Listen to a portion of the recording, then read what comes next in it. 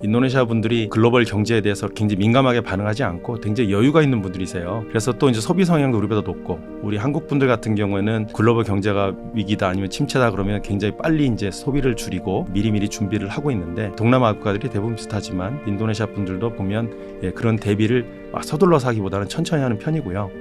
또 이제 그런 위기가 왔을 때 극복할 수 있다는, 뭐 나름대로 이제 대국이기도 하고, 인도네시아 자체는 아시겠지만 2억 8천만 정도면 그 내수만 가지고도 버틸 수 있는 자립 경제입니다. 그러다 보니까 그 외풍에 대해서 좀 더 견고하다고 생각할 수 있죠. 안녕하세요. 고영경 교수입니다. 제가 주로 1프로 TV에서 말랑말랑 기업사라고 해서 글로벌 기업들의 히스토리를 들려드리는 일을 해왔는데요. 제가 오랜만에 다시 3프로 TV에 등장을 하게 되었습니다. 바로 지난번에 이어서, 지난번에 이제 태국의 마리화나를 왜 합법화했는가, 그것에 시작을 해서 이제 태국 이야기를 드렸는데요. 앞으로 좀 더 흥미롭고 재미있는 동남아 혹은 아세안 전반에 관한 이야기들을 들려드리기 위해서 새롭게 또 3프로 TV를 통해서 인사를 드리게 되었습니다. 최근에 인도네시아, 베트남을 비롯해서 아세안에 대한 관심이 굉장히 많이 커졌습니다. 한국과 아세안의 경제 협력도 많이 진전이 되었고요. 또 아세안에 진출한 한국 기업도 굉장히 많이 있는데요. 이런 전반에 걸친 아세안을 이야기하면서 전체적인 그림을 보는 것도 좋지만, 또 물론 하나하나 국가가 가지고 있는 특징이라든가 문화적인 차이점, 또 여러 가지 흥미진진한 이야기들이 많이 있습니다. 그래서 오늘은 특별히 인도네시아에 대한 이야기를 다뤄보려고 합니다. 인도네시아에서 굉장히 오래 근무를 하시면서 인도네시아 경제에 있어서 분석하고 또 실질적으로 많은 사례들을 다뤄보신 우리 코트라 아세안 지역 전문가 복덕규 부단장님을 모시고 인도네시아 경제의 모든 것을 한번 살펴보도록 하겠습니다. 안녕하세요. 네, 안녕하세요. 예, 제가 복덕규 부단장님을 간단하게 좀 소개를 해드리면, 코트라 아세안 지역 전문가시고요. 그리고 전 코트라 인도네시아 비즈니스 협력센터 팀장으로 근무를 하셨어요. 물론 저는 오늘 처음 뵙는 분은 아닙니다, 당연히. 예, 부단장님께서 코트라에서 굉장히 오래 근무를 하신 걸로 알고 있습니다. 저희 이제 시청자들의 이해를 돕기 위해서 인도네시아 이외에 어떤 나라에서 근무를 하셨는지 좀 지나갔던 그런 경력들을 좀 이야기해 주시면 도움이 될 것 같습니다. 네, 저는 이제 98년도에 코트라에 입사를 했고요.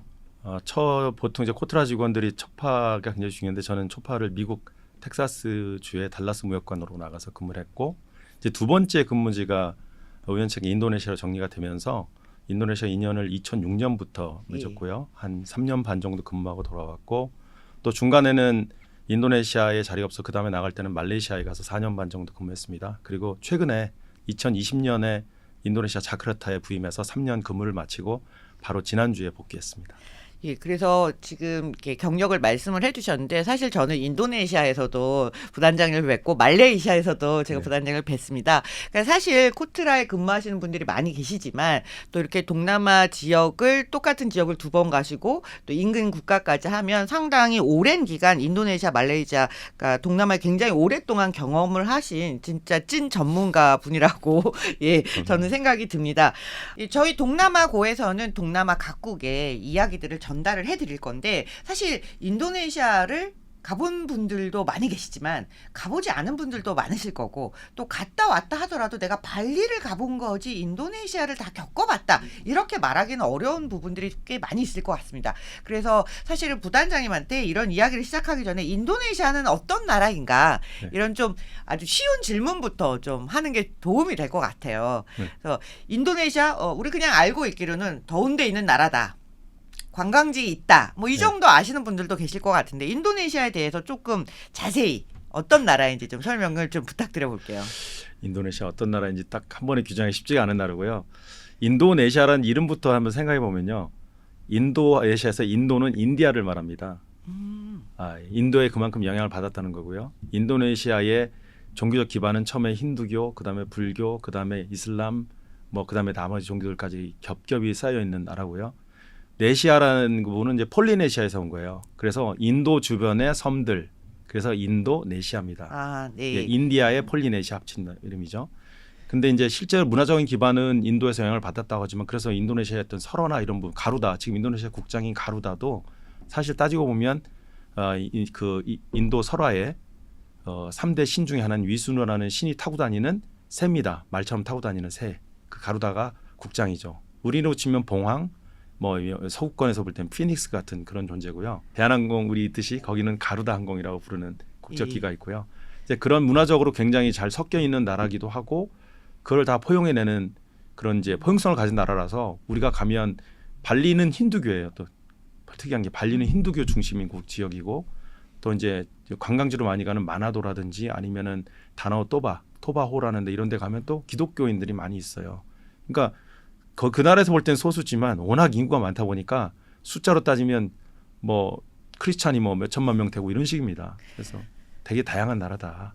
예, 사실 무슬림이 압도적으로 많긴 하지만 네. 발리에는 힌두교가 있고 또 네. 지역적으로 일부 네. 지역에서는 이제 기독교들이 네네. 차지를 하고 있는데 말씀해주신 그 마나도는 마라도 아니고 마나도예요. 네네. 예, 저도 한 번도 못 가봤는데 제가 알기로는 음. 전 세계에서 가장 아름다운 스킨스쿠버 다이빙 포인트 중에 하나다라고 들었거든요. 사실 제가 인도네시아 근무하고 돌아와서 다시 돌아간다면 제일 먼저 가보셨던 곳이 마나도입니다.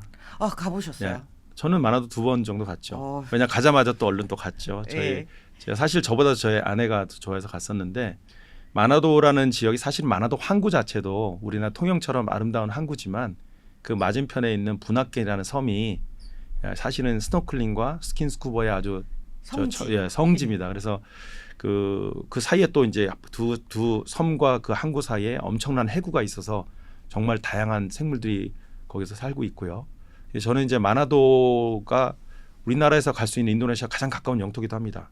그러니까 자카르타까지 7시간 걸리고 발리도 7시간 걸리는데 마나도까지 5시간입니다. 필리핀만 지나면 처음에 나오는 영토인데 정말 아름다운 특히 이제 해양 환경들이 있고 또 거기에 새로 아까 말씀드린 5대 그 리쿠팡 5대 발리 프로젝트 중에 하나가 리쿠팡이라는 지역인데 마나도 바로 옆에 있는 지역이거든요.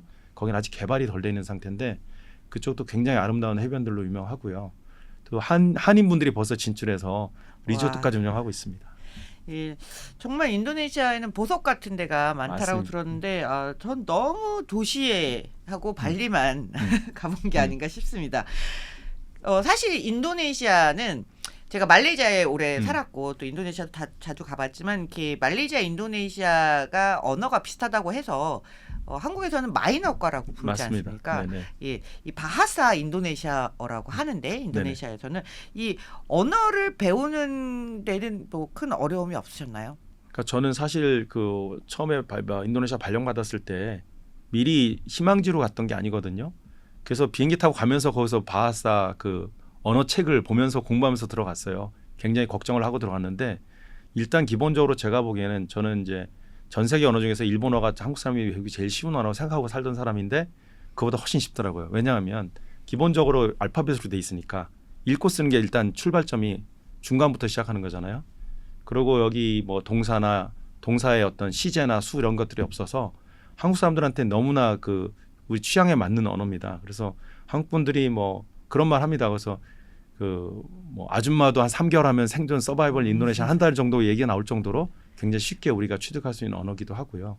요즘에 한국에서 오시는 분들이 이제 가끔 착각하시는 게 알파벳 써있으니까 영어인 줄 알고 읽으시다가 이상하게 스펠링 이상하네 그러시는데 사실은 그렇지는 않고 원래 이제 19세기 때 선교사님들이 들어오셔서 그 나라 원래 있던 말을 하고 마치 옛날에 우리 한 향찰이라는 표기 방법처럼 알파벳을 채용을 한 거거든요. 그래서 그거를 인도네시아 사람 전체적으로 쓰고 있어요. 사실 인도네시아가 언어가 통일된 지가 오래되지 않았습니다.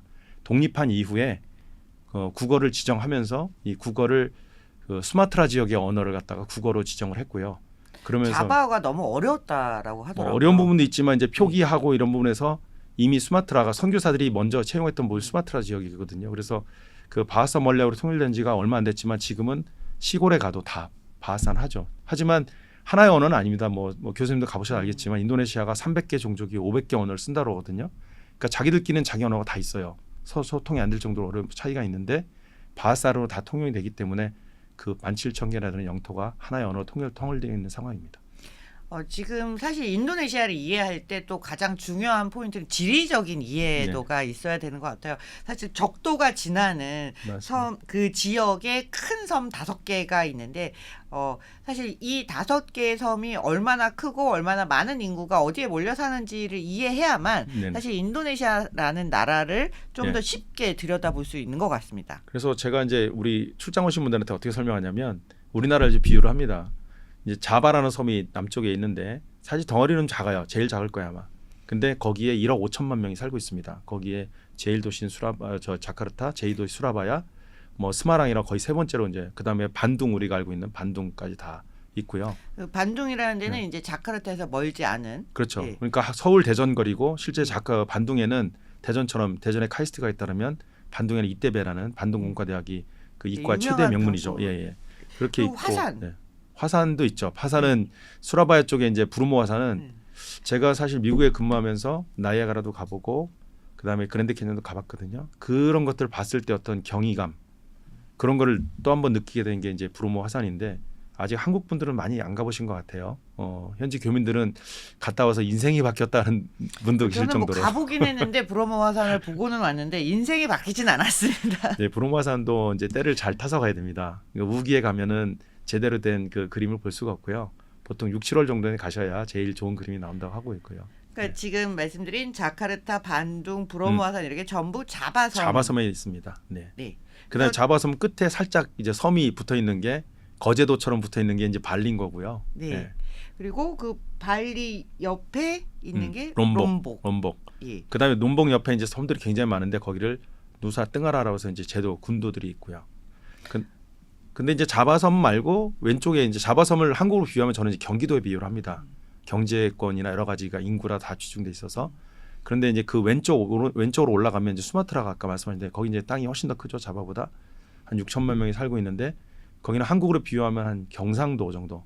이제 경기도 다음으로 이제 경제적으로 발전이 돼 있고 경상도로 비유를 하고 있고요. 그다음에 이제 아까 말씀하셨던 깔리만탄, 보르네오로도 불렸던 이 깔리만탄은 한국으로 치면 강원도 같은. 왜냐하면 세계 양대 허파로 불리는 브라질의 그 아마존 정글하고 그다음에 깔리만탄 이 두 군데가 지구의 양대 허파라고 부르거든요. 그만큼 밀림이 우겨졌기 때문에 우리나라로 치면 이제 강원도 같은 느낌이고요. 그다음에 슬라베시라고 약간 그 오징어 발처럼 이렇게 떨어진 이렇게 생긴. 네. 그 슬라베시는 농업지대도 많고 광산도 많이 있는데 제가 보기에는 우리나라는 전라도 같은 경제적으로는 좀 덜 발전돼 있지만 굉장히 생산성이 있는 지역이고요. 거기 마나도는 이제 바로 그 끝에 위치하고 있습니다. 한쪽 끝에. 그러고 나서 이제 빠푸아인데요. 빠푸아는 거의 우리나라 제주도처럼 약간 외떨어지고 그 보통 인도네시아 사람들이 평생 가보지 못하는 지역이기도 합니다. 저도 사실 거기는 못 가봤어요. 다른 데 다 가봤는데. 그래서 그 5개 섬을 제대로 알고 인도네시아를 이제 구경하면 훨씬 더 의미 있게 볼 수 있을 것 같습니다.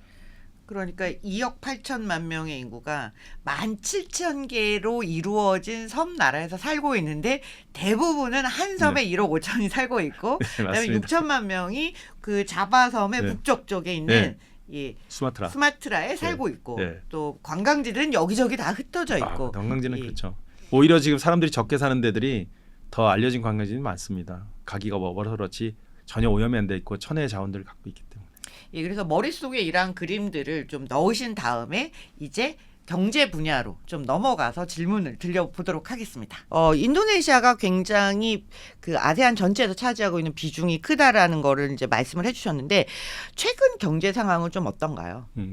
인도네시아도 사실 뭐 코로나 위기를 겪고 힘든 시간을 겪었지만 가장 빠르게 회복한 나라 중에 하나고요. 작년도 같은 경우 경제 성장률이 5.31%가 나왔어요. 사실 코로나 이후에 가장 적극적으로 회복세를 타고 있는 나라 중에 하나고 올해도 뭐 사실 5% 성장을 전망할 정도로 상당히 경제는 이제 올라오고 있는데 인도네시아가 이제 다른 나라에 비해서는 좀 경제가 빨리 이제 글로벌 경제에 따라서 빨리 움직이는 그런 쪽이 아니고 좀 느슨하게 따라가는 입장이다 보니까 글로벌 경제가 굉장히 바닥으로 지금 내려갔었는데 인도네시아는 천천히 내려가다가 다시 상승세 타면 올라갈 수 있는 그런 상황이고요. 인도네시아는 전체적으로 경제는 지금 우리랑 비교했을 때 상당히 좋다고 볼 수 있습니다. 예, 저도 얼마 전에 이제 출장을 예, 인도네시아를 다녀왔는데요. 자카르타 경기가 굉장히 좋아 보이더라고요. 그리고 사람들도 굉장히 활기차 보이고. 근데 말씀하신 것 중에 굉장히 중요한 포인트가 있다는 생각이 들어요. 글로벌 경제의 흐름과 인도네시아의 반응은 살짝 이렇게 시간적인 지체가 있는데 그건 왜 그렇게 생겨나는 걸까요? 기본적으로 이제 인도네시아 분들의 성향도 관련이 있는데요. 인도네시아 분들이 글로벌 경제에 대해서 굉장히 민감하게 반응하지 않고 굉장히 여유가 있는 분들이세요. 그래서 또 이제 소비 성향도 우리보다 높고 우리 한국 분들 같은 경우에는 뭐 글로벌 경제가 위기다 아니면 침체다 그러면 굉장히 빨리 이제 소비를 줄이고 미리미리 준비를 하고 있는데 이제 동남아 국가들이 대부분 비슷하지만 인도네시아 분들도 보면 그런 대비를 서둘러서 하기보다는 천천히 하는 편이고요. 또 이제 그런 위기가 왔을 때 그 극복할 수 있다는 뭐 나름대로 이제 대국이기도 하고 인도네시아 자체는 아시겠지만 2억 8천만 정도면 그 내수만 가지고도 버틸 수 있는 자립 경제입니다. 그러다 보니까 좀 그런 그 외풍에 대해서 좀 더 견고하다고 생각할 수 있죠. 사실은 어떻게 보면 한국이 수출 의존도가 굉장히 높고 경기 네. 글로벌 경제 민감도가 굉장히 높은 나라다 보니까 우리가 너무 빠른 걸 수도 있다라는 생각이 좀 맞습니다. 들고요. 그리고 한 가지는 한국은 원자재 비중이 전체적으로 이건 뭐 거의 다 수입에 의존을 하다 보니까 그런 점이 인도네시아하고 또 차이가 있어서 그런 글로벌 경기 맞습니다. 민감성에 대한 반응 속도가 좀 다른 것 같기도 합니다. 무역 수출 의존도가 아무래도 2억 8천만 명이면 내수 시장이 굉장히 크다는 의미니까 무역 수출 의존도가 그렇게 높지는 않은 편인 걸로 알려져 있는데 어떤가요? 이제 인도네시아가 물론 이제 전체 그 GDP 규모가 1.1조를 넘어서고 있는데요. 수출이나 뭐 수입 비중이 상대적으로는 낮은 편이었지만 그래도 동남아에서는 그래도 상위권에 들어가는 나라기도 하고요. 최근에 이제 보면 2020년, 2021년 오면서 다시 회복하면서 작년에 엄청나게 그 교역이 늘었어요. 물론 이제 말씀하신 대로 원자재 수출을 많이 하다 보니까 원자재 값이 급등해서 그런 면도 있지만 지금 4천억 불대를 넘어서는 급신장을 보여주고 있습니다. 그래서 그렇지만 여전히 인도네시아 전체 GDP에서 가장 큰 비중은 소비고요. 인도네시아가 장기적으로 글로벌 경제에서 크게 그 글로벌 파고에 영향을 덜 받는 이유이기도 합니다. 지금 또 중요한 말씀을 해주신 게 이 소비 중심이잖아요. 네. 그러다 보니까 소비 시장이 굉장히 큰데 한국 기업들이 과거에는 그 소비 시장의 중요성을 크게 인식하지는 좀 못했던 것 같고 이제는 그 인구 크기라든가 소비 시장의 성장 정도에 있어서 굉장히 관심을 많이 보이고 있어서 한국 기업들이 인도네시아를 많이 가고 있는데 또 좀 특이한 점이 외국인 부동산 규제를 풀어줬다 뭐 이런 소식들 때문에 또 투자자들이 관심을 많이 갖는 부분도 있는 것 같습니다. 네. 뭐 한국만큼 부동산 투자에 관심 있는 나라들이 많지는 않죠. 뭐 중국이나 일본이 있긴 하지만, 근데 이제 인도네시아가 부동산 규제를 풀었다는 얘기는 이제 지난 2년 전에 옴니버스법이 통과가 되면서 그 외국인 투자를 그 활성화시키기 위해서 여러 가지 법 규정들을 정비를 했었거든요.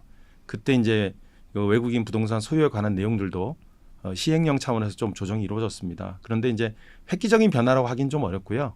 일단 예전에는 이제 법인을 통해서 뭐 부동산 외국인은 구입 뭐 토지를 살 수 없다, 뭐 부동산 할 수 없다 그랬었는데 이제 그 부분에 대해서 좀 더 명확한 근거 규정을 마련했다는 측면에서 의의가 있고 특히 이제 외국인 법인들이 법인 명의로 부동산 구입하는 부분에 대한 법적 근거를 열어줬기 때문에 직접적으로 여기서 바로 이제 우리 명의로 살 수는 없지만 현재다 법인을 설립해서 법인의 이름으로 부동산 구입하고 또 그것을 거래할 수 있는 길이 열렸다는 측면에서는 좀 더 뭐 진보된 그런 사정이라고 말씀을 드리겠습니다. 사실 그 외국인들이 세운 법인이 부동산을 소유할 수 있다고 하면 일단 상업용 빌딩이라든가 그런 쪽으로서의 이제 수요가 굉장히 늘어날 가능성이 있다라고 보는데 지금 부동산 그 경기는 좀 어떤가요? 부동산 경기가 그동안 이제 코로나 때문에 인도네시아도 부동산 경기 굉장히 침체돼 있었는데 지금은 이제 새로 그 진입하는 외국인 기업 투자 기업들이 많아지고 또 경기도 아까 경제 성장률 5.3%면 상당히 준수한 성장이기 때문에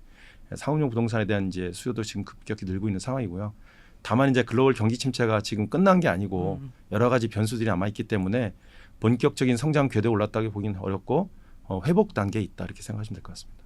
그리고 또 한 가지 이제 부동산하고 중요하게 연결된 문제가 지하철. 네. 이 계속 노선이 늘어나고 있는데 그것도 아마 부동산하고 이어지면 좀 더 긍정적인 경기 부양의 효과가 일어나지 않을까라는 생각이 아무래도 듭니다. 그렇겠죠. 왜냐하면 이제 역세권이란 개념이 사실은 없었던 지역이거든요. 인도네시아가 지반이 약해서 사실 지하철이 불가능하다고 예전부터 얘기됐었는데 아시안 게임을 하면서 이제 그런 부분을 정비를 했고 막상 해보니까 괜찮을 것 같아서 우리나라처럼 그 대단히 큰 지하철이보다는 MRT나 LRT 중심으로 좀 확장을 하고 있고요. 그렇게 이제 그렇게 역들이 많이 만들어지게 되면 사실 교통 정체를 뚫을 수 있는 좋은 수단이기 때문에 부동산에도 굉장히 긍정적인 영향들을 미칠 거로 생각을 하고 있습니다. 그래서 이제 한인분들도 뭐 현재도 그 전에도 이제 부동산 투자를 많이 해오셨었는데 지금 더 많이 관심이 증가되고 있는 상황입니다. 그렇죠. 한국만큼 역세권이란 개념이 있지 않았는데 이제 새로 역세권이라는 개념이 들어가고 있어서 네. 그게 뭐 이제 건설 경기에도 영향을 미치고 부동산 전체적인 가격 그다음에 생활의 범위 자체를 바꿔놓는 네. 그런 사건이 될 수도 있다는 생각이 들어요. 아까 또 설명하시는 것 중에 옴니버스법이 잠깐 등장을 했어요. 근데 네. 제가 알기로는 이 옴니버스법 때문에 뭐 시위도 많이 일어나고 했었는데 옴니버스법이 구체적으로 이슈가 되는 내용들이 뭐가 있었기 때문에 또 이게 어떤 법인지 좀 설명을 해주시면. 그러니까 옴니버스라는 말을 이제 한국 분들이 들어보는 거는 이제 국어 시간에 소설의 구성 방식에 대해서 이제 얘기할 때 나오거든요. 짧은 여러 가지 단편적인 이야기들이 묶어서 하나의 주제를 간다는 측면인데 옴니버스라는 이제 여러 가지를 한꺼번에 일괄 타결했다는 뜻이고요. 그 출발점은 이제 그 코로나 위기를 겪으면서 그동안 외국인 투자 유치가 이제 인도네시아한테는 굉장히 중요한 생존 전략이라고 생각했기 때문에 이제 법을 개정을 하다 보니까 물론 이제 외국인 투자 관련 직접 법이 있지만 그 외에도 여러 가지 관련 법들이 많았거든요. 100개가 넘는 법에 분산되어 있는 관련 규정들을 일시에 개정해서 한꺼번에 국회에서 타결을 한 겁니다. 그래서 이제 이름을 옴니버스법이라고 이제 부르는 거고요. 그것 때문에 획기적으로 변할 거라고 생각은 했지만 사실은 이제 뭐 여러 가지 이해관계자들이 많고 뭐 데모도 좀 많았었고요. 그래서 사실은 반쪽짜리 개혁이 됐긴 했습니다만 그럼에도 불구하고 가장 이제 대표적인 변경 사항으로는 노동의 유연성 부분을 이제 계약직 기간을 좀 연장시켜 준다든지 어쨌든 외국인 투자자들이 봤을 때는 개선이 됐다는 이미지를 줄 수 있는 정도로 변경이 돼 있고요. 작년에 이제 굉장히 시행령들이 사실 인도네시아는 법을 개정하고 나면 그 시행령 만들 시간이 많이 걸려요. 그래서 법 개정은 2년 전에 됐지만 실제 작년에 시행령 정비를 했고요. 이제 본격적인 효과는 이제 금년부터 발휘가 되는 것 같습니다. 사실 외국 기업들이 진출할 때 여러 가지 이제 규제 조항도 있고 사실 꼼꼼히 살펴봐야 되는 내용이 굉장히 많았는데 그런 부분들이 일시에 타결이 됐다는 것 자체는 외국인 투자자 입장에서는 긍정적일 수 있는데 이게 노동자들 입장에서는 또 뭐 여러 가지 그 해고에 관련된 규정들이 바뀌면서 좀 불리해졌다라는 의견이 상당히 있어서 지금 그 문제는 굉장히 그럼 해소가 된 건가요? 뭐 지금도 사실은 이 그 옴니버스법 관련해 가지고 위헌 소송도 걸렸었고 아직도 여러 가지 불씨들이 남아 있긴 한데 이제 이런 변화들이 평소에는 상당히 어렵습니다. 아마 평상시 같았으면 이런 변화를 추진하기도 어려웠고 정치적으로 부담이 컸을 텐데 코로나 시기고 외국인 투자가 들어와야 된다는 어떤 공감대가 형성이 되어 있는 상태에서 이제 밀어붙이는 중이고요.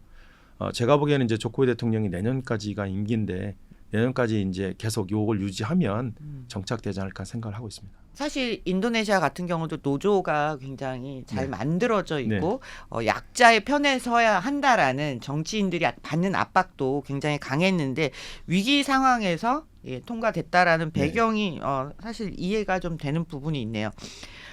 산업별로 보면 이제 그 수출 품목에서 원자재가 차지하는 비중이 크긴 크지만 그 다음으로 많이 차지하는 게 있다라면 뭐가 있을까요? 사실 뭐 인도네시아 같은 경우는 뭐 잘 아시겠지만 우리나라 기업들이 진출해 있는 대표적인 분야가 섬유봉제 쪽이 있고 신발 쪽이 있고 그다음에 가전 쪽이 있습니다. 그래서 이제 그런 부분들도 사실은 주력으로 올라오고 있지만 금액면에서는 워낙 그 자원 분야가 압도적으로 지금 잡고 있고요.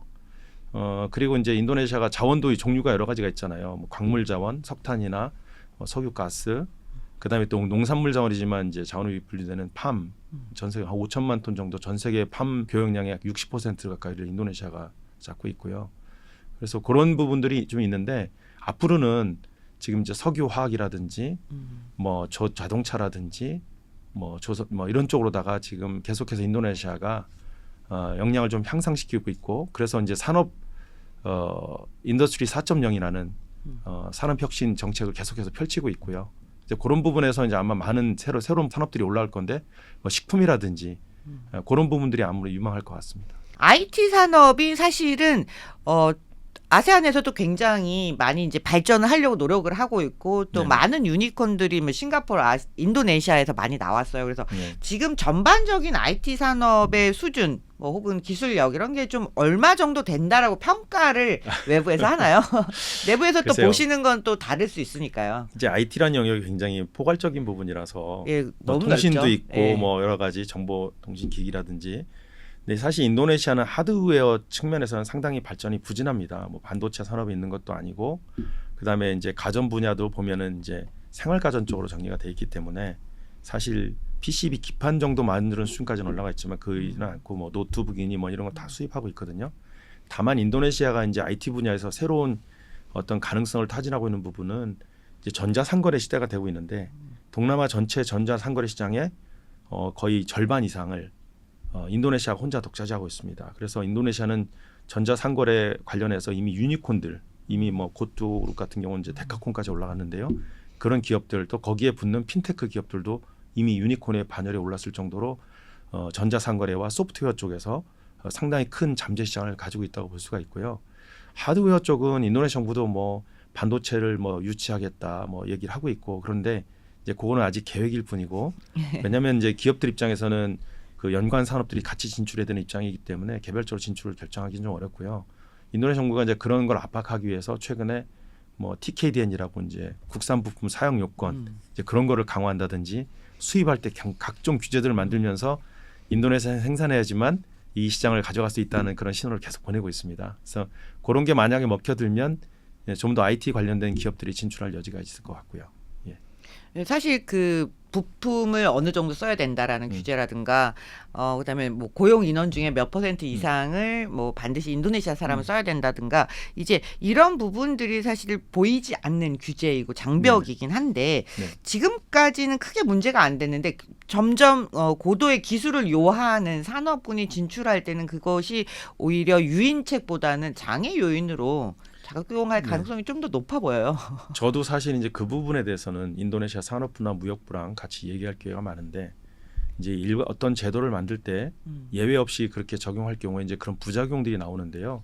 특히 이제 국산 부품 사용 요건이나 이런 걸 제도를 강화하면서 이제 장벽을 세우는 거지 않습니까? 이제 그런 기술 장벽들을 세울 때 사실 대부분의 기업들이 시장을 점검한 다음에 들어가거든요. 그러니까 초기 네. 시장 진출할 때 시장이 어느 정도 되는지를 본 다음에 간을 본 다음에 들어가야 되는데 간 보러 들어갈 수도 없는 그림을 만들어 버리게 되면 말씀하신 예. 그런 높은 고도의 어떤 기술 수준을 가진 기업들이 진출하는데 장애 요소가 되고 궁극적으로는 도움이 안 된다는 얘기를 저 계속 했었고요. 근데 인도네시아 정부는 이제 아직 규제를 도입하면서 투자 유치를 촉진시킨다는데 일단은 그쪽이 경도가 돼 있고 좀 더 지나고 나면 이제 그런 부작용들이 생기면 또 거기에 해당하는 다른 조치들을 또 취할 것으로 예상하고 있습니다. 사실 아까 얘기했던 것과 이제 다 연결되는 부분이긴 한데 지금 전기차를 하기 위해서 현대자동차가 들어가 있고 또 인도네시아가 니켈 매장량으로는 뭐 세계 네. 1등이라고 하니까 네. 그 니켈 확보를 위해서 이제 LG 에너지 솔루션이 컨소시엄을 마련해서 들어간 걸로 알고 있어요. 그렇다면 지금 배터리 라든가 전기차 분야에 있어서 인도네시아가 추진하고 있는 뭐 강력한 드라이브가 있습니까? 사실 이제 현재 그 대통령이신 이제 조코 위도 대통령, 보통 조코위 대통령이라고 부르는데요. 그분이 이제 비즈니스맨 출신이세요. 가구상 중심으로 해서 그 성공을 한 비즈니스맨이 이제 솔로라는 그 지금 한국으로 치면 이제 경주나 그런 느낌이 나는 고도 도시에서 이제 시장을 하고 자카르타 주지사, 서울시장 같은 거죠. 하고 대통령이 되셨는데 어쨌든 비즈니스 마인드가 확실한 분입니다. 근데 그분 입장에서는 인도네시아 산업을 육성하는 데 있어서 수직 계열화를 굉장히 중시하세요. 그래서 어느 한 편만 가지고 키워서는 안 되고 이제 글로벌 경쟁력을 쌓으려고 그러면 전체적으로 원부자재부터 시작해서 최종품까지 만들어내는 구조를 해야 된다고 생각을 하고 또 다른 원부자재들도 최소한 1차, 2차 가공을 인도네시아에서 하면서 고용도 창출하고 부가가치를 창출해야 생각하고 있습니다. 이제 그런 측면에서 가장 대표적인 사업이 이제 전기차 사업인데요. 마침 니켈이 이제 생산이 되고 있고 니켈 외에도 여러 가지 관련된 자원들이 생산이 되는 상황이니까 그걸 현지에서 가공해서 배터리까지 만들고 그 배터리를 탑재한 전기차를 만들어서 해외 수출하겠다는 이제 그런 원대한 포부를 갖고 있고 이제 그 기틀을 지금 현 정부에서 지금 추진을 하고 있는 상황인데 거기에 가장 이제 부응하고 있는 게 이제 원자재 개발 측면에서는 중국 뭐 칭산그룹부터 시작해서 중국 기업들이 굉장히 많이 진출해 있고요. 그다음 배터리 단계에서는 사실 우리 이제 LG 에너지솔루션 나가면서 주도권을 잡은 상황이고, 그다음에 이제 자동차 분야에서 현대차가 먼저 선수를 치고 나갔죠. 근데 실제 요즘에는 뭐 테슬라도 그런 수직 계열화 그림이 이제 그려지고 있으니까 관심을 갖고 지금 저울질을 하고 있다는 얘기도 나오고, 인도네시아 정부에서는 벌써 유치가 된 것처럼 떠들고 있지만 뭐 사실 그건 좀 지켜봐야 될 것 같고요. 이제 그런 식의 그림들은 계속해서 아마 앞으로 펼쳐나갈 것 같습니다.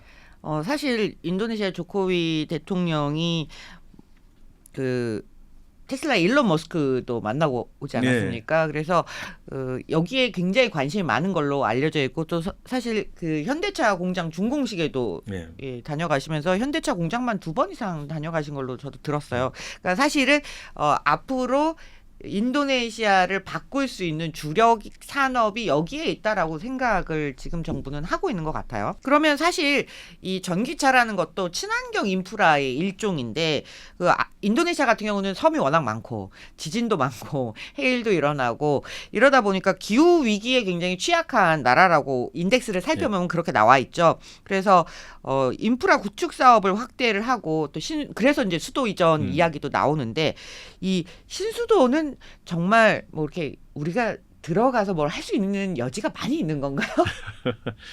만약에 이제 계획대로 신수도가 구축이 되고 거기까지 성장해 간다면 당연히 엄청나게 많은 기회들이 만들어지겠죠. 우리 이제 세종시 규모가 아니고요. 여기 대통령 국가에 다 옮기는 그런 진짜 행정 수도 이전이 되고 있기 때문에, 다만 이제 그 실제 추진이 끝까지 될 거냐 아니냐에 대해서는 아직도 이견들이 많이 있는 상황이고요. 다만 현 이제 조코위 대통령이 이제 2번째 임기를 맞이하고 있는데, 인도네시아는 중임 제한이 있습니다. 중임까지밖에 못합니다. 만약에 또 대통령을 하면 3선 개헌이라는 걸 해야 되기 때문에 사실 거기는 뭐 어렵지 않나 생각을 하고 있고요. 그래서 본인이 일단 재임하는 기간 동안에 최대한 추진을 해서 그걸 정치적 자산으로 만들어서 본인이 3선 개헌을 하든 아니면 본인이 지지하는 사람이 다음 대선 후보가 되든 간에 거기에 도움이 되는 그림을 만들어 가려고 하기 때문에 2024년까지는 무조건 그렇게 될 것 같습니다. 그럼 그 과정에서 우리나라 기업들한테 떨어질 뭐 떡고물이 있느냐 이렇게 말하면, 이제 일단 기본적으로 도시가 건설이 되면 시설에 대한 인프라들이 일단 붙어야 되잖아요. 그러니까 인프라가 여러 가지가 인프라가 있으면 도로만 있는 게 아니고 뭐 하수 처리장부터 시작해서 여러 가지 그 뭐 발전부터 여러 가지가 있으니까, 그런 분야에서 한국 기업들이 오히려 도로보다는 그 외에 하수 처리, 폐수 처리나 뭐 환경 관련된 것부터 발전까지 여러 가지 분야에서 기회들이 창출될 거로 보고 있고, 만약에 이게 성공적으로 이제 지금은 마중물 차원에서 정부 예산을 투입하고 있는데, 그게 잘 투입이 돼서 진짜 많은 외국인 투자자들을 끌어들여서 본 개발 단계로 가게 되면 지금 말씀하신 것에 몇 배나 되는 경제 효과를 기회 사업계를 만들어낼 수 있을 것 같습니다. 이 인도네시아의 지금 현재 수도는 자카르타이고, 자카르타에서 우리가 흔히 알고 있는 보르네오 섬, 네, 보르네오 섬 쪽에 이제 새로운 수도를 만들겠다 그러는데, 이제 그 수도 프로젝트가 누산따라입니다. 누산따라. 한국에서는 이제 사우디아라비아 네옴시티 얘기 많이 하지만, 또 인도네시아에서는 이제 신수도에 한국 기업들이 참여할 수 있다는 얘기가 많이 나오는데, 하여튼 이 대통령이 요번까지가 2번 중임한 걸로 끝나니까 이 정치적인 결정에 따라서 어떻게 될지 또 향배가 왔다 갔다 할 수 있다라는 생각이 듭니다. 맞습니다. 그리고 사실 저희가 인도네시아에 대해서 얘기를 하고 있기 때문에 한 가지 말씀을 드리면, 인도네시아는 지금 보르네오라는 섬은 사실 말레이시아 영토가 일부 북쪽에 가지고 있고요. 4분의 3 정도는 인도네시아 영토입니다. 그래서 인도네시아 사람들은 보르네오로 부르지 않고 깔리만탄이라고 부르거든요. 그래서 아마 이제 앞으로 한국 분들은 깔리만탄이라고 부르는 게 훨씬 더 적합할 것 같습니다. 말레이시아에서도 보르네오 섬이라고 부르지는 않는데 한국에서 이미 보르네오라고 많이 알려져 있어가지고 정정하겠습니다. 깔리만탄이 정확한 명칭입니다. 인도네시아에서. 그 지금 정치적인 조코위 대통령의 인기는 어느 정도? 뭐 조코위 대통령 인기가 거의 60-70% 지지를 아직 갖고 있을 정도로, 뭐 사실 다시 대선에 출마만 할 수 있다 그러면 당연히 조코위 대통령이 선출될 거라고 믿고 있거든요. 다만 이제 그 3선 개헌이나, 우리도 뭐 정치적으로 부담이 있지 않습니까? 옛날에 3선 개헌이 마치 독재의 어떤 표상처럼 여겨지고 그랬기 때문에 그걸 추진하는데 많은 이제 애로를 느끼고 있고요.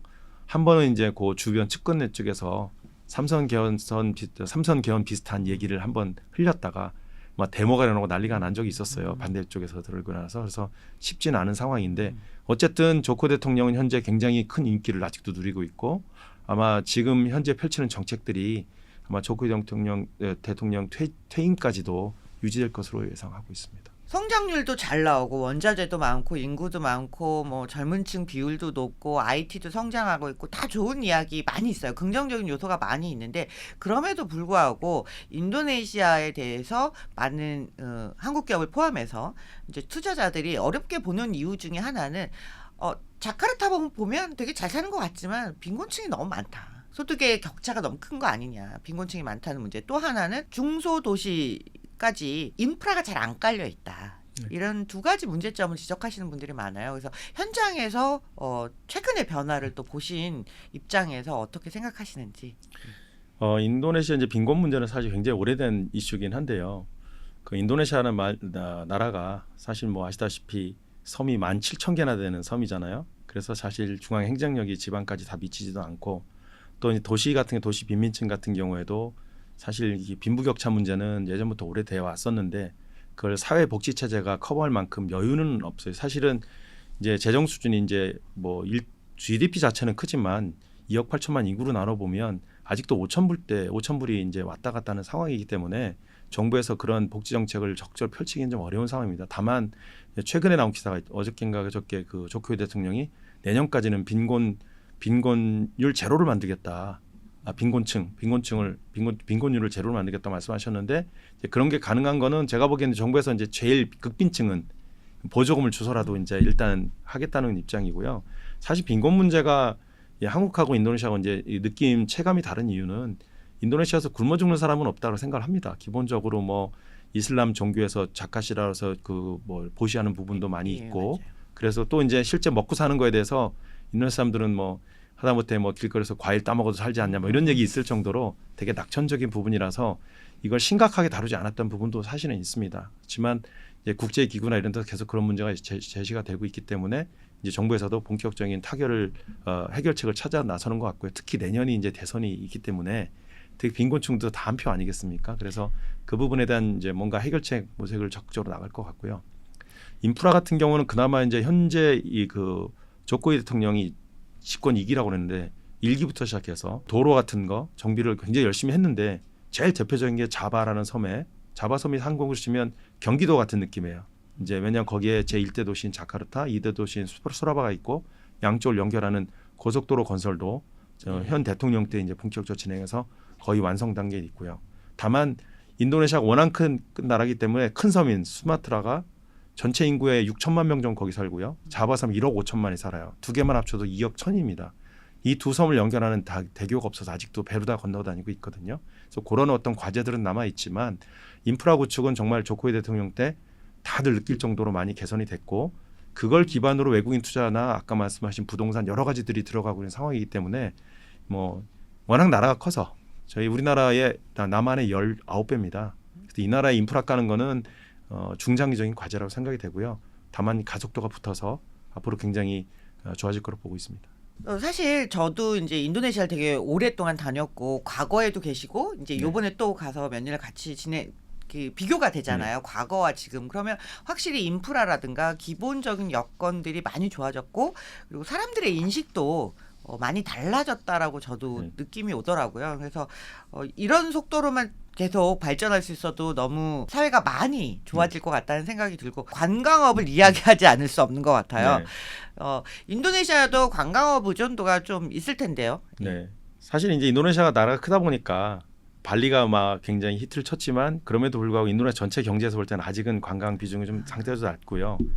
말씀하신 대로 이제 자원 그 17,000개라는 섬 중에 정말 예쁜 섬들 좋은 관광 자원들이 많거든요. 그래서 그런 것들을 개발해야 된다는 생각은 이 정부가 특히 이제 굉장히 적극적으로 제시를 하고 있고 사실 코로나 오기 직전에 인도네시아 정부가 10대 발리 프로젝트라는 걸 했었어요. 10대 발리가 뭐냐면 발리와 같은 관광지를 10개를 만들겠다. 그래서 10대 발리 그 지역을 다 선정을 하고 그다음에 이제 그거를 총괄하는 부처가 창조경제관광부 이름도 아주 창조경제관광부를 만들고 거기에 수장을 또 대통령 예전에 이제 이 인도네시아가 굉장히 포용성이 높은 게 조코이 대통령의 그 정치적 숙적이죠. 라이벌 두 번 대선을 계속 상대했던 프라보 후보의 부통령 후보였던 산디아가 우노라는 그 기업가 출신의 그 부통령 후보를 상대편 부통령 후보인데 영입해서 장관으로 앉히고 드라이브를 걸었죠. 근데 갑자기 그 코로나 사태가 벌어지면서 이런 개발 예산 이런 것들이 다 코로나 문제 해결에 투입이 됐었어요. 그러다 보니까 그렇지만 그 관광 개발 프로젝트를 접지 않고 다시 5대 발리라고 좀 줄여서 그 중에 핵심적인 5개 지역을 여전히 개발하겠다고 얘기를 하고 있고 거기에 외국인 투자자들 적극 유치를 하고 있습니다. 뭐 그런 부분들이 아까 말씀하신 이제 발리나 거기만 그런 게 아니라 발리는 이제 물론 인프라라는 게 이런 게 서양 사람들이 많이 들어와서 글로벌 수준은 올라가 있긴 하지만 대신에 이제 가성비 면에서는 조금 많이 값이 올라간 상태고요. 천혜 자원 이런 것들은 오히려 다른 쪽에서 더 멋진 곳들도 많기 때문에 제 생각엔 인도네시아 정부가 이제 본격적으로 경제 개발 들어가면 이 관광 자원 개발은 아마 핵심적인 산업 중에 하나로 놓을 것입니다. 사실 관광이 굉장히 좋은 산업이잖아요. 네, 네. 예, 나라를 잘 알리고 이미지를 좋게 하면서 네, 네. 또 수입도 걷어들이고 자연 경관도 잘 유지 네. 보존할 수 있으면서 유지할 수 있는 네. 산업인데 근데 이 10대 발리 뭐 창조 경제 산업 이런 것들 굉장히 한국스러운 네. 예. 그렇죠. 우리랑 좀 통하는 예. 게 있죠. 통하는 게 있는 것 같아요. 이런 정책들이 사실은 조코위 대통령이 연임을 하면서 굉장히 힘을 받았잖아요. 이 정책뿐만 아니라 그래서 뭐 네. 다른 상대방 그 정치적으로는 네. 정적인 사람의 이제 사람도 모셔다가 쓸 정도로 포용력도 보여주고 또 그 비슷하게 인재 발탁했던 예 중에 하나가 교육부 장관 네, 사례 네. 아닌가요? 맞습니다. 고재계 수장이었죠. 그분을 지금 장관으로 앉혀서 교육을 혁신하겠다고 얘기는 했는데 뭐 성과가 소기에 아니 이제 굉장히 여러 가지 혁신적인 생각들은 하고는 있는데 이 교육 분야가 사실 우리나라도 그렇지만 쉽게 바뀌어지는 분야는 아니고요. 제가 보기에는 인도네시아 이제 교육을 바꿀 때 내부적으로 뭔가 판을 계속 짜는 거에는 좀 한계가 있다고 생각을 하고 저도 제가 이제 복귀하기 전에 우리나라 기획재정부하고 인도네시아 교육부하고 연결해서 무역 인력 양성 프로그램 같은 것도 좀 제안했었거든요. 그러니까 이제 약간 외부하고 좀 협력해서 좀 더 그 어떤 그 교육 개혁의 속도를 좀 높여야 될 것 같긴 한데 아직은 인도네시아는 이제 일단 수장 먼저 바꿔놓고 여러 가지 고민들을 하고 있습니다. 그리고 제가 최근에 이제 인도네시아 그 고등교육 본부장님 면담을 했었는데 그분이 그런 얘기하더라고. 인도네시아 대학에서는 3학기를 자기 전공 외에 복수 전공까지는 아니지만 다른 과목들도 굉장히 장려를 한다고 하더라고요. 그래서 그런 부분들이 아마 인도네시아 정부에서 필요한 어떤 역량들을 인재들을 육성하는데 적절히 활용되지 않을까 하는 생각이 듭니다. 예, 그 고재계 창업자는 이제 나디아 마카림 이분이 이제 그 가장 큰 인도네시아에서 가장 성공한 유니콘 데카콘이 된 기업을 만든 분인데 그래서 이렇게 교육부 장관으로 발탁이 됐을 때 굉장한 기대가 많았는데 아까 뭐 10대 발리 프로젝트처럼 교육부에서 쓸 예산도 아마 그 팬데믹으로 인해서 많은 자원이 뭐 가지 못했을 것 맞습니다. 같다라는 생각도 듭니다. 앞으로 그래도 뭔가 또 새로운 혁신적인 정책이 나올 가능성은 여전히 남아 있을 것 같아요. 조코위 대통령이 잘 이끌어왔지만 어찌됐던 선거가 내년이라는 건 현지에서 들리는 말로는 이미 벌써 레이스는 시작됐다라는 이야기도 있어요. 앞으로 경제 정책 방향 이대로 잘 유지될지 경험칙으로 보시면 일단은 인도네시아가 이제 대국이라고 부른 이유가 사실은 인도네시아의 그 국시 국가적 기조 중에 하나가 다양성 속의 통합이거든요.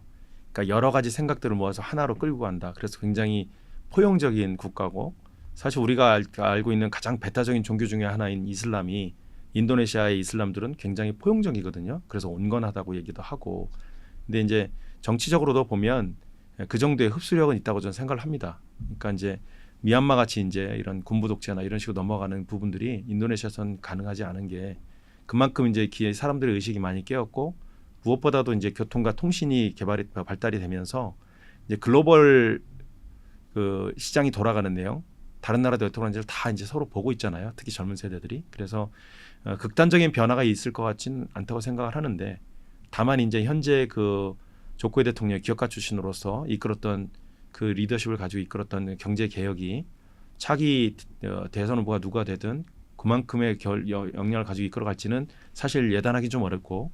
특히 이제 그 상대편이었던 프라보 후보 같은 경우는 사실 군 출신이시기 때문에 좀 우려가 있었는데 이번에 가서 보니까 그분도 이제 부모님이 이제 경제학자시고 뭐 하여튼 여러 가지 그 개방적인 아이디어를 갖고 있더라고요. 그래서 인도네시아라는 나라는 아마 전체적으로 이 이슬람 국가 중 가장 민주화된 나라 중에 하나잖아요.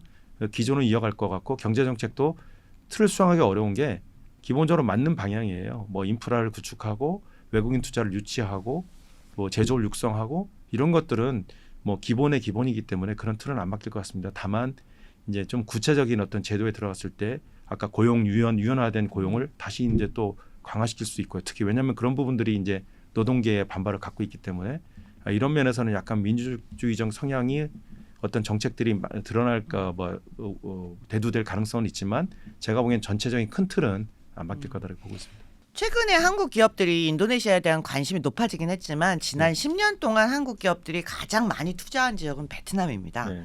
그래서 베트남과 인도네시아를 비교하는 이야기들이 많이 있는데 베트남과 비교했을 때 인도네시아가 가진 우위 혹은 어떤 분야는 정말 인도네시아에 진출하는 게 더 기회가 있다 이렇게 생각하시는 섹터가 있을까요? 일단은 이제 사실 베트남하고 인도네시아 비교를 저도 많이 제가 이제 동남아 전체적으로 뭐 본사에 담당하기도 했었으니까 비교도 많이 해봤는데 인도네시아는 그러니까 안정적으로 오랫동안 느슨하게 완만하게 올라가는 그런 시장이라고 볼 수가 있고 베트남 같은 경우는 빠르게 이제 따라 올라가고 있어서 지금 인건비도 거의 이제 따라온 상태고요.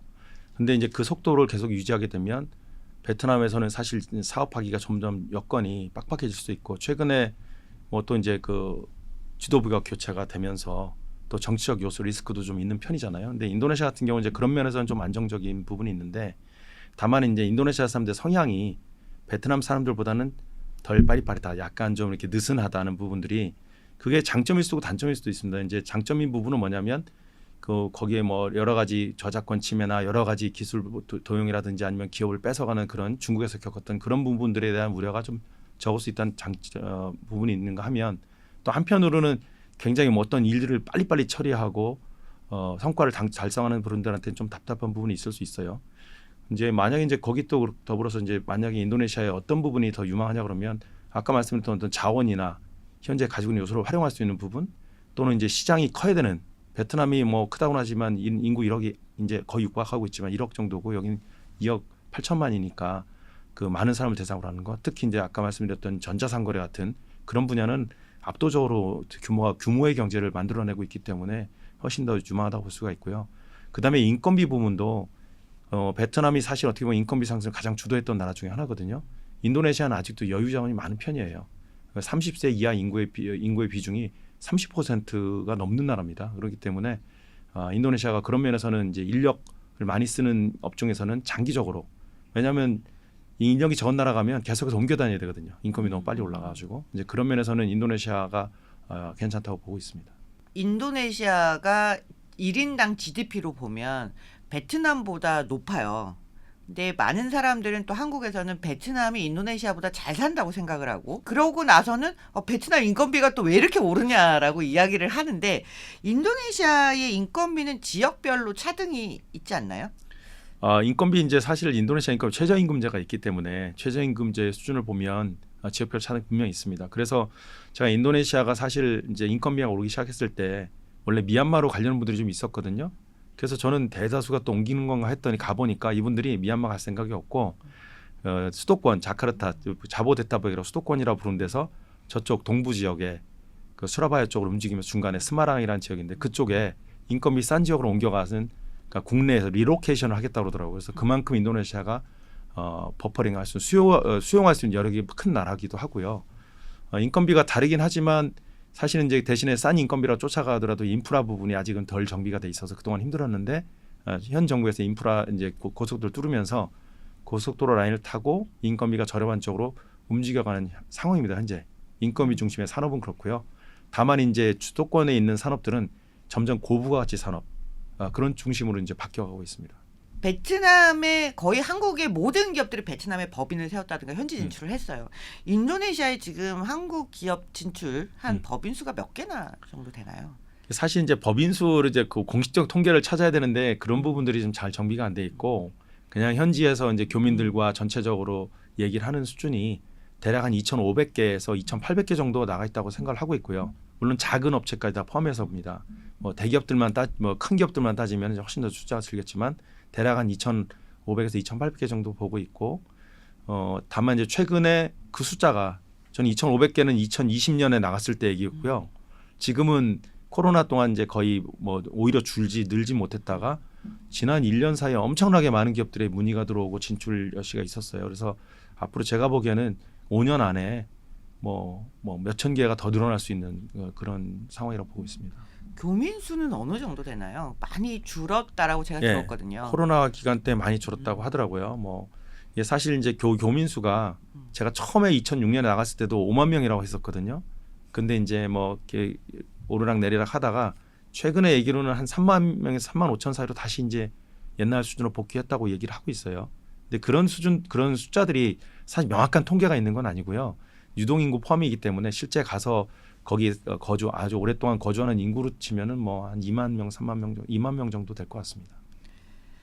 근데 과거보다는 확실히 이제 기업 수가 2,500개에서 더 늘었다라고 하면 그만큼 이제 투자가 많이 네. 진행된다라고 하는 건데 한국 기업들이 진출해서 제가 가장 많이 들었던 얘기 중에 하나는 이슬람 문화를 어떻게 이해하는가.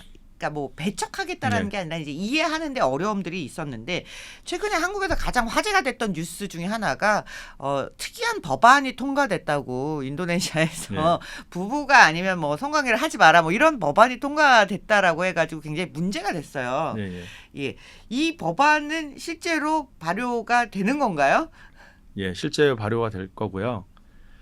다만 이제 그 부분이 이제 논란이 됐던 것 중에 하나는 뭐냐면 그 관광객들이나 그런 단기 체류한 사람한테 적용될 거냐. 그러면 이제 굉장히 경직될 수 있기 때문에 이제 거기에 이제 직접적으로 반응한 게 이제 아까 말씀드렸던 창조경제관광부의 산데아 오노 장관이 나와서 일단 단기 체류나 그 관광객들한테 적용되지 않는다. 일단 예. 얘기를 했고요. 다만 이제 이 부분에 대해서는 사실 그 교민사도 굉장히 술렁였었어요. 외국인들한테는 너무나 가혹한 부분이고 아무리 이슬람 국가라 하더라도 뭐 이슬람 국교는 아닙니다. 거기 인도네시아가 특이하게. 근데 그런 분위기 때문에 뭐 다들 긴장을 했는데 사실 우리나라 입장으로 생각해 보면 우리나라는 훨씬 더 강력한 법규를 가지고 있는 나라잖아요.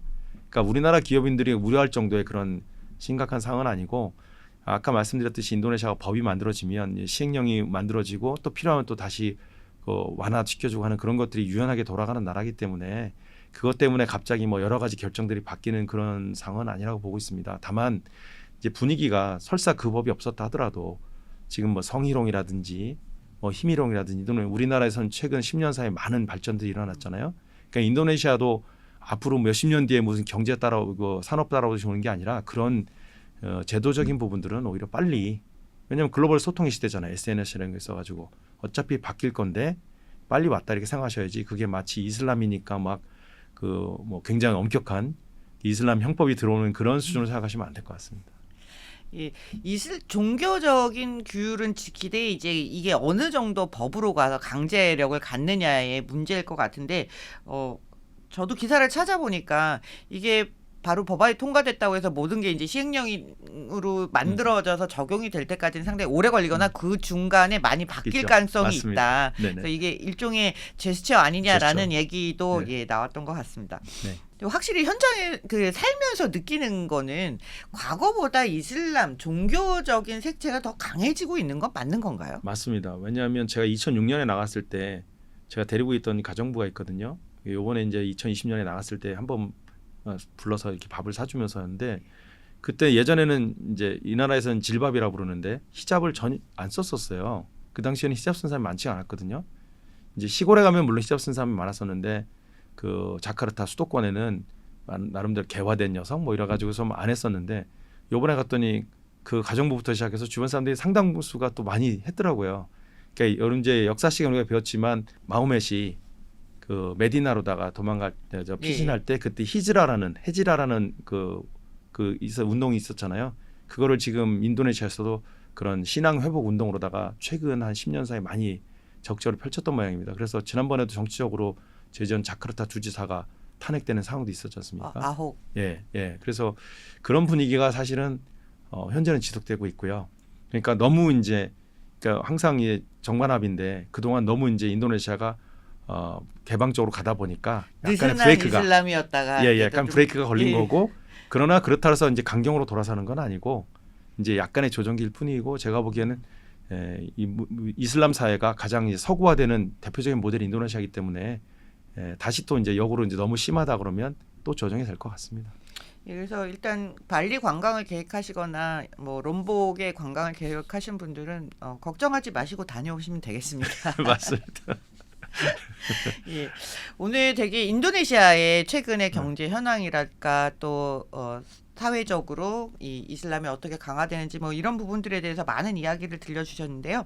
마지막으로 경제 협력 기업 단위에서 이제 조금씩 그러니까 뭐 조금은 아니죠. 기업 단위의 의사결정도 굉장히 중요하지만 또 한국은 아세안을 굉장히 중요한 파트로 여기고 있고 인도네시아하고 굉장히 좋은 관계를 오랫동안 맺어왔잖아요. 그러면 큰 틀에서 앞으로 한국과 인도네시아의 협력의 방향은 좀 이런 그림을 그렸으면 좋겠다라고 생각을 해오신 게 있을 것 같아요. 네네. 사실 어떻게 보면 저한테는 굉장히 중요한 문제고요. 제가 이제 말씀하셨듯이 제가 인도네시아 비즈니스 협력센터에 책임을 맡고 있다가 돌아왔는데 양국 간에 어떤 경협 이슈를 만들어질지 고민을 많이 했었거든요. 근데 이제 인도네시아 정부가 사실은 한국을 굉장히 부러워합니다. 한국처럼 고도 성장을 이룩한 나라. 근데 우리가 성장한 기반에는 산업 발전과 더불어서 무역이란 두 가지 영향에서 이제 우리가 압도적으로 이제 다른 나라들한테 좋은 롤모델이 되고 있는데 이 산업을 발전시키는 부분이 사실 우리가 지난 문재인 정부 때 신남방 정책을 펼치면서 베트남하고 굉장히 좋은 협력 모델을 그렸는데 그 핵심적인 부분은 사실 삼성전자가 그쪽에 휴대폰 생산하고 가전 분야 집중하면서 어떻게 보면 베트남의 산업을 일으켰지 않습니까? 그렇죠. 근데 이제 인도네시아에도 사실 이제 현대차가 나가면서 자동차 분야에서 굉장히 우리가 기여를 하고 있지만 이런 그림들 그러니까 기업 단위의 진출 우리가 2,500개가 언젠가는 5,000개가 되겠지 이런 그림보다는 실질적으로 우리가 중국이라는 이제 엄청난 경쟁 관계 있죠. 경쟁자를 상대하는 데 있어서 우리가 가진 인력, 부족한 인력, 자원 이런 것들을 커버해 줄 수 있는 가장 좋은 상대가 저는 인도네시아 생각을 하고 있고요. 인도네시아 그런 면에서 이제 인도네시아는 산업을 육성하고 싶고 무역 역량을 키우고 싶고 한국은 그 분야에서 롤모델이기도 하고요. 그러니까 그런 분야에 뭔가 개척을 좀 해놔야 되는데 그런 것들에 이제 적합한 개념이 이제 글로벌 밸류 체인이라는 그런 개념입니다. 뭐 나이키가 옛날에는 이제 뭐 서플라이 체인이라서 생산을 어떻게 하면 싸게 할까 원무자재 조달하는 데 해서 서플라이 체인을 개발하다가 좀 더 넓게 그 큰 그림으로 부가가치를 서로 나눠서 창출하는 개념으로 해서 이제 글로벌 밸류 체인이 되는데 사실 한국 기업들이 한국에 머물지 말고 인도네시아랑 연결해서 뭐 R&D라든지 마케팅이나 핵심 기능들은 한국에서 기술 개발 이런 것들을 하고 또 실제 현지 생산하면서 그 인건비 절감이라든지 여러 가지 비용 절감 그런 걸 현지에서 하게 되면 인도네시아 그 한국 간의 경제 협력은 자연스럽게 확대될 것 같고요. 그러니까 기업 간의 협력이라는 차원을 넘어서 산업 간 협력이라는 측면으로 판을 짜가는 게 굉장히 중요합니다. 그러기 위해서 이제 우리나라 정책 자금이라든지 ODA라든지 이런 것들도 다 큰 틀을 짜서 그 속에 움직이는 게 좋지 중구난방으로 이렇게 서로 산발적으로 하는 것들은 바람직하지 않다고 생각하고 있습니다. 그래서 그런 부분에 대한 연구가 앞으로 좀 필요할 것 같습니다. 앞으로 이런 생각을 기반으로 해서 좀 새로운 정책이 나왔으면 좋겠습니다. 사실 신남방 정책이 있었던 동안에 그래도 우리가 좀 더 가까워졌다라고 생각을 했는데 지금 새 정부에서 내놓은 게 아마 한 아세안 연대 구상 맞습니다. 카시라고 네네. 하죠. 그 코리아 아세안 예. 솔리데리티 네. 이니셔티브 해서 이렇게 카시라는 게 이제 새로 나왔는데 아직 구체적인 그림이 나온 것 같지는 않아요. 제가 예. 생각하는 게 맞나요? 일단 사실 이제 전 정부에서 이제 신남방 정책할 때는 인도 플러스 아세안 10개국 총 11개 나라가 대상이었고요. 그걸 더 확대하겠다는 생각도 있었습니다만 이제 정부가 지나고 새로운 정부가 출범하면서 돌아보니까 사실 인도는 아직은 우리가 적절히 개척해 나가기엔 좀 시간적인 여유가 필요하다고 생각했기 때문에 아세안으로 집중하는 거고요. 또 전 정부에서 사실 그 아세안 중에서도 이제 베트남이 이제 굉장히 급부상했다 그러면 사실 어느 정도 정점에 도달한 상황이고 이제는 인도네시아가 이제 새로운 한 아세안 연대 구상에서는 인도네시아가 주력 국가로 부상을 하고 있는 중입니다. 다만 이제 그 그림을 어떻게 짜야 될지에 대해서는 현 정부가 계속 고민을 하고 있고 말씀드린 대로 산업 간 협력부터 시작해서 여러 가지 경제 협력 요소들이 있고 특히 금년이 한인리 수교 50주년입니다. 뭔가 새로운 전기를 마련해야 되는 시기고 그래서 여러분들이 많이 이제 머리를 맞대고 새로운 생각들을 좀 창출해야 되는 그런 시기라고 봅니다. 오늘 그 코트라에 복덕규 부단장님을 모시고 인도네시아의 경제 현황에 대해서 자세한 이야기를 들어봤습니다. 앞으로 한국과 인도네시아의 관계는 가까워지면 더 가까워지지 멀어지기는 이제 어려운 단계에 돌입했다라고 생각이 드는데요. 앞으로도 현황이 있을 때마다 좀 모셔서 자세한 얘기를 들어보도록 하겠습니다. 네. 오늘 출연해 주셔서 너무 감사합니다. 네, 감사합니다. 삼성전자는 어느 사업부가 가장 돈을 많이 벌까요? 여기서 확인해 보세요. 3프로TV 데이터 센터.